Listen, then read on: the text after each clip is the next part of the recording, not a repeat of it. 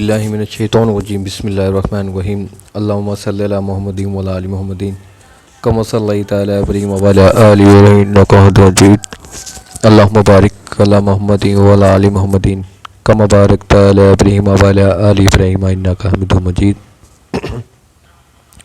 अस्सलाम वालेकुम दोस्तों, उम्मीद करता हूँ आप सब लोग खैरियत से होंगे। आज हम सूरत माइदा की से स्टार्ट करेंगे। कुरान शरीफ की जो 5वीं सूरत है सूरत माइदा। अल्लाह का शुक्र है, हमने कुरान शरीफ की जो 4 सूरतें हैं उनका तर्जुमा और तफसीर पढ़ ली है अल्लाह की मदद से।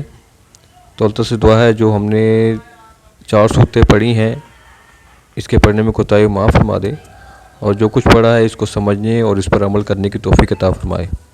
उन दोस्तों को शुक्रिया जो मेरे साथ रहे हैं, जिन्होंने 4 सूरतों का तर्जुमा तफसीर सुनी है। अल्लाह ताला उन्हें भी इस पर अमल करने की तौफीक अता फरमाए।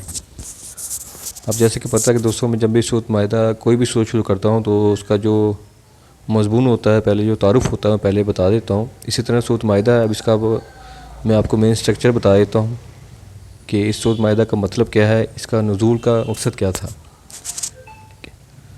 तो ये सूरत हज़रत का सल्लल्लाहु अलैहि वसल्लम की हयात तैयबा के बिल्कुल आखिरी दौर में नाज़िल हुई है।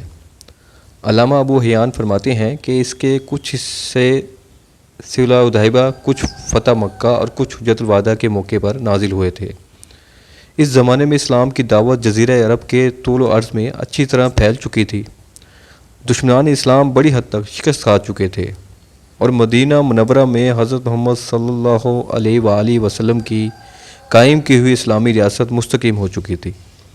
लिहाजा इस सूरत में मुसलमानों के समाजी, सियासी और मुआशी मसाइल से मुतल्लिक बहुत सी हिदायत दी गई हैं। सूरत का आगाज़ इस बुनियादी हुक्म से हुआ है कि मुसलमानों को अपने अहद व पैमान पूरे करने चाहिए। इस बुनियादी हुक्म में अजमाली तौर पर शरीयत के तमाम अहकाम आ गए हैं, चाहे वो अल्लाह ताला के हुकूक़ से मुतल्लिक हों या बंदों के हुकूक़ से मुतल्लिक। इस ज़मन में ये असूल बड़ी ताकीद के साथ समझाया गया है कि दुश्मनों के साथ भी हर मामला इंसाफ के साथ होना चाहिए। ये खुशखबरी दी गई है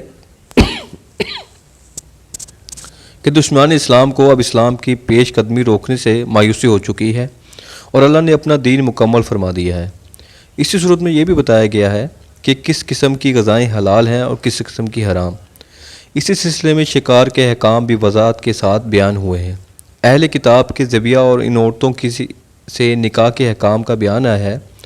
चोरी और डाका की शरई सज़ाएँ मुकर्रर फरमाई गई हैं। किसी इंसान को नाहक कत्ल करना कितना बड़ा गुनाह है, इसकी वजाहत करते हुए हज़रत आदम अलैहिस्सलाम के 2 बेटों हाबील और काबील का जिक्र किया गया है।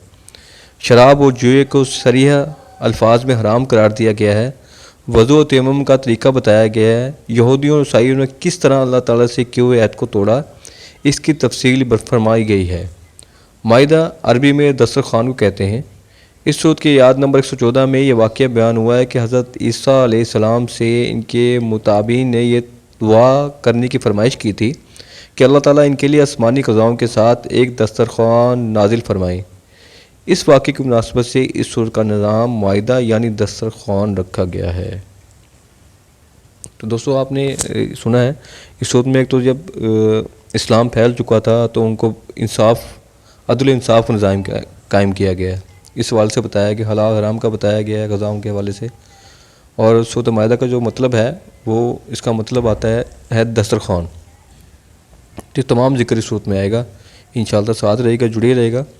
अब आयात से जब शुरू करेंगे, नेक्स्ट जो वीडियो होगी वो उसकी सूरत माइदा की पहली आयत का तर्जुमा तफसीर शुरू करेंगे। जज़ाकल्लाह।